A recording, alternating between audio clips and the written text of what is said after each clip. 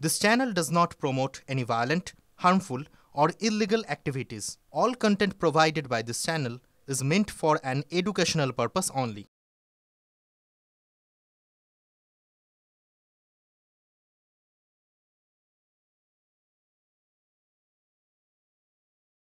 মালদার দিকে নজর রাখবো। তরুণীর সঙ্গে অশালীন আচরণের অভিযোগ, সালিশি সভা ডেকে অভিযুক্তকে মারধর স্থানীয় তৃণমূল নেতৃত্বের।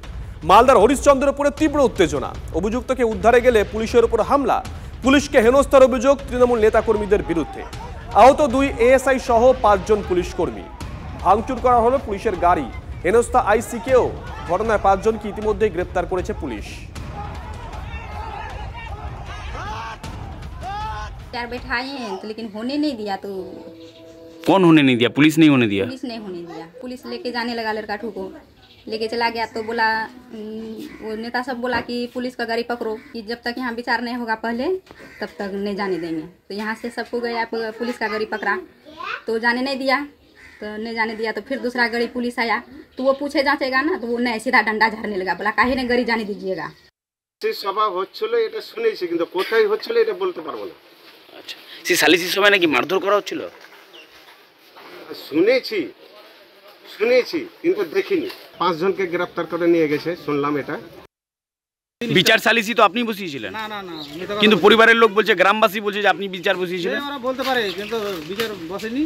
হ্যাঁ, উদ্যোগটা নিয়েছিল কি একটা নিয়ম করে দেবো, সেটাই হলো কথা। কি ঘটনা কি ঘটেছিল গ্রামে? ঘটনা হয়তো ইপিজিং এর ব্যাপার ছিল। হ্যাঁ, ওটা নিয়ে মানে আলোচনা করেছিল সবাই, 15-20 জন। তো ওটা মানে করে দেওয়া যাবে। তো কি করে দেওয়া যাবে মানে ওটা সলভ করে দেওয়া যাবে, এটাই মানে গ্রামবাসীর বক্তব্য। সেটাই বলতে যে আসামি উঠিয়ে নিয়েছিল, এবার গ্রামবাসী যে ন্যাশনালে ধাওয়া করলো। তৃণমূল যে তলাবাজিটা করছে, এর সাথে তৃণমূলের সাথে ব্লকে হচ্ছে বিডিওরা হয়ে যাচ্ছে, তৃণমূলের সভাপতি, আর থানাতে হয়ে যাচ্ছে আমাদের আইসিরা হচ্ছেন সভাপতি। স্বাভাবিক তৃণমূলের নেতা নেত্রী সভাপতি দলের অনুগত থাকলে এটাই হওয়া স্বাভাবিক, এটাই হচ্ছে। এখনও সময় আছে, প্রশাসন জাগুক, না হলে কিন্তু পশ্চিমবাংলায় আর প্রশাসন রাজ থাকে না, তৃণমূল গুন্ডারাজে ভরে গেছে। আগামী দিনে আর কিছু থাকবে না।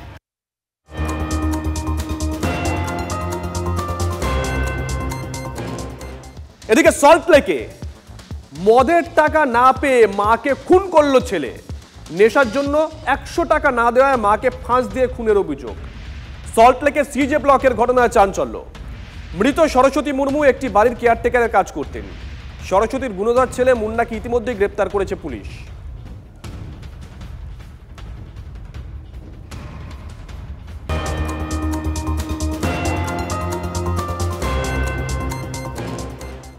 মানে সমাজটা কোথায় যাচ্ছে বলুন তো? নেশার টাকা পাচ্ছে না, ছেলে মাকে খুন করছে। আর এবার আপনাদেরকে আরেকটা খবর দেই, 3.5 মাসের শিশুকন্যাকে বালিশ চাপা দিয়ে শ্বাসরোধ করে খুন করলো বাবা। অভিযুক্ত বাবাকে পুলিশের হাতে তুলে দিলেন মা। শিলিগুড়ির প্রকাশনগরের ঘটনা। কন্যা সন্তান জন্মের পর থেকে অশান্তি, বাবা মেয়েকে মেরে ফেলার হুমকি দিতেন বলে অভিযোগ। ভেবে দেখুন একবার।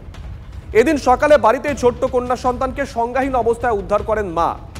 হাসপাতালে নিয়ে গেলে মৃত বলে ঘোষণা করেন চিকিৎসকরা।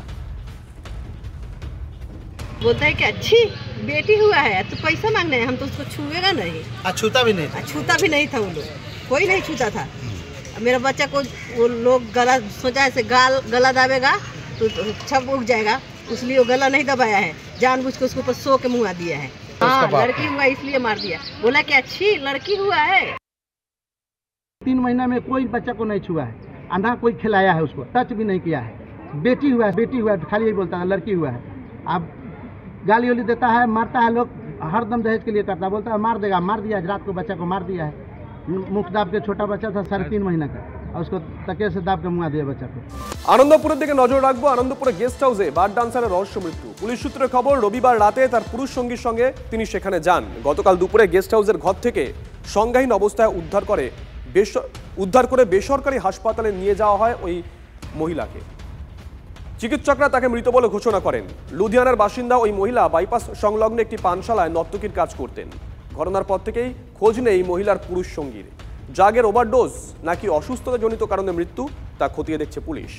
ময়না তদন্তের পর মৃত্যুর কারণ নিশ্চিত হবে, এমনটাই পুলিশ সূত্রে দাবি। আনন্দপুর থানা এলাকার গেস্ট হাউসে এক পানশালার মহিলা কর্মীর মৃত্যু ঘিরে রহস্য।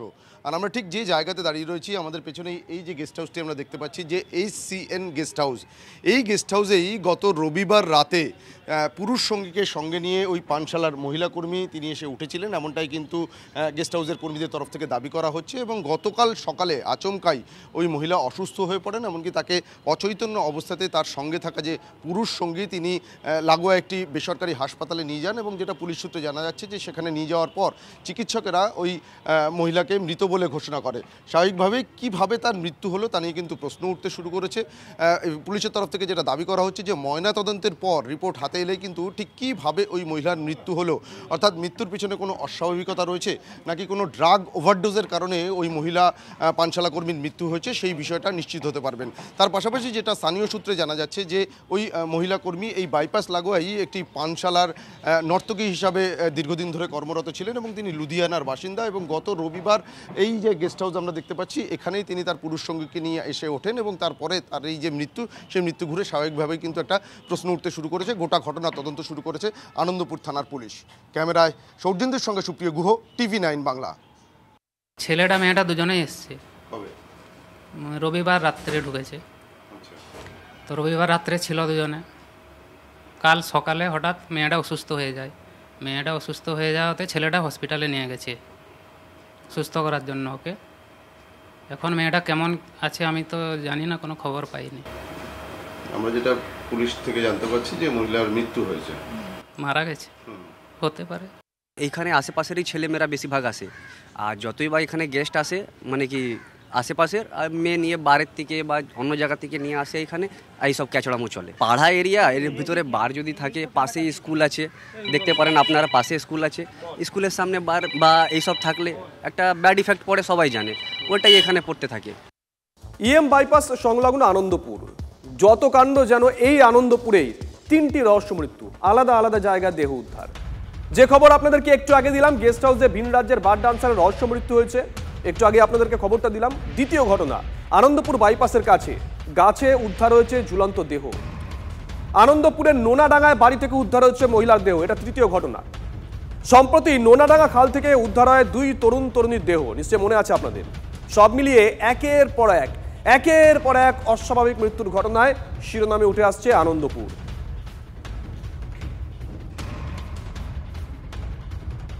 ফিরে এলাম ব্রেকের পর। সাঁকরাইলে ডেঙ্গি প্রতিরোধে কাজ করতে গিয়ে অ্যাসিড আক্রান্ত একজন মহিলা ভিআরপি কর্মী। বড়বাগান মান্নাপাড়ার ঘটনায় ব্যাপক চাঞ্চল্য। বাড়ি বাড়ি সার্ভে করার সময় এই ঘটনা ঘটে। একটি বাড়িতে সার্ভে করার সময় দুর্ব্যবহার করার অভিযোগ। বাড়ি থেকে বেরিয়ে আসার সময় মহিলার গায়ে অ্যাসিড ঢেলে দেওয়ার অভিযোগ।